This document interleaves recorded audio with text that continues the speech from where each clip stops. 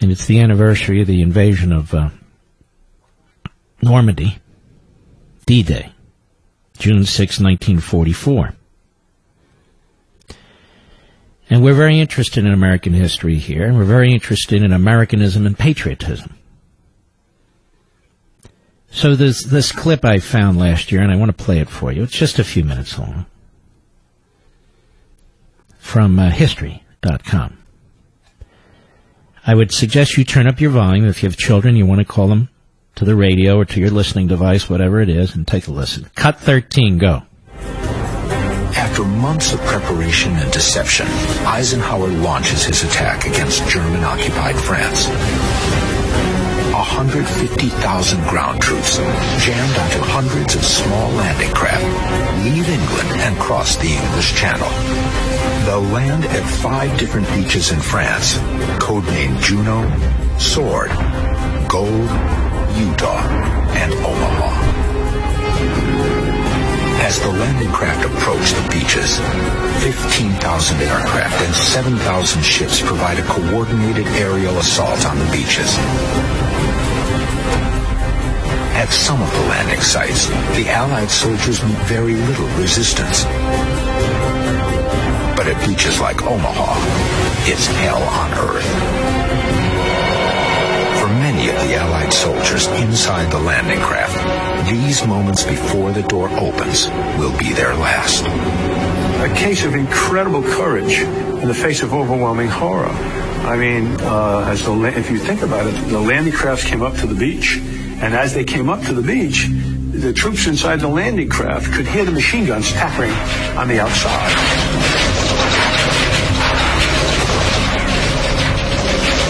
The enemy machine guns switched to what they call FCL, Final Coordination Line. They're going to put as much machine gun fire on the front of that boat, so when it drops, bullets go right through it, kill 2 or 3 guys at a time. A lot of guys just died that way.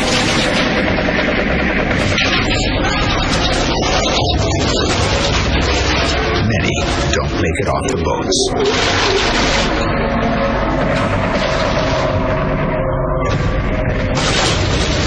For the soldier lucky enough to survive the initial machine gun barrage, the nightmare is just beginning.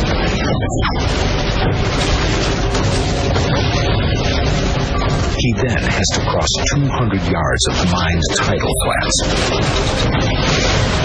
weighed down with wet, heavy gear. Then get through another 100 yards of barbed wire beaches. It's 3 football fields of death and destruction as German machine guns shred fellow soldiers and friends. If you ever get a chance to visit Omaha, it will change your whole view about the world. It will change your whole view about America. It will make you realize what incredible heroism was displayed by those guys there. The Allies survive on death ground by fighting together and never giving up. Putting an army in a situation where it must fight or die. And they fought. And they fought well, and they survived. Through bravery and determination, the troops are able to take all 5 landing sites at Normandy. Despite all of the complex planning that went into the invasion of Normandy, it was the small unit tactics and the buddies fighting side by side that wins the battle of the beaches, and that's consistent throughout history. You see why so many people have contempt for these football players now, and even for LeBron James and Steph Curry and Steve Kerr. This is what the national anthem's all about.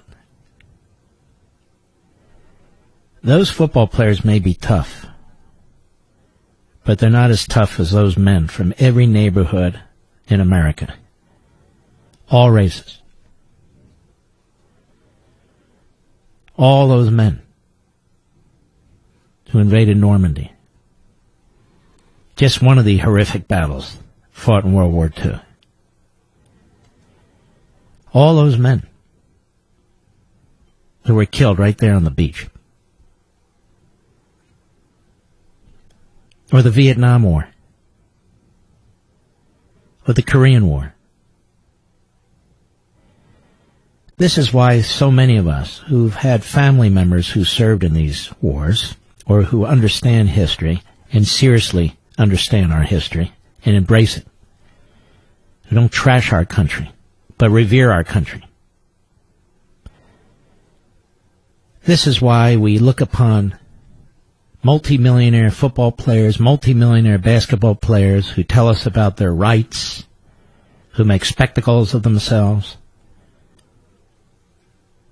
This is why we look upon them with such dripping contempt. They haven't sacrificed a damn thing. They haven't supported the military either. They just say they do. President Reagan, in one of his great speeches, on June 6, 1984, then the 40th anniversary of D-Day, spoke on that beach. Now, we'll play part of this for you as well. Cut 14, go. 40 summers have passed since the battle that you fought here. You were young the day you took these cliffs. Some of you were hardly more than boys with the deepest joys of life before you. Yet you risked everything here. Why? Why did you do it? Well, what impelled you to put aside the instinct for self-preservation and risk your lives to take these cliffs? What inspired all the men of the armies that met here? We look at you and somehow we know the answer. It was faith and belief. It was loyalty and love. The men of Normandy had faith that what they were doing was right, faith that they fought for all humanity, faith that a just God would grant them mercy on this beachhead or on the next. It was the deep knowledge, and pray God we have not lost it, that there is a profound moral difference between the use of force for liberation and the use of force for conquest. You were here to liberate, not to conquer, and so you and those others did not doubt your cause, and you were right not to doubt. You all knew that some things are worth dying for. One's country is worth dying for, and democracy is worth dying for because it's the most deeply honorable form of government ever devised by man. All of you loved liberty.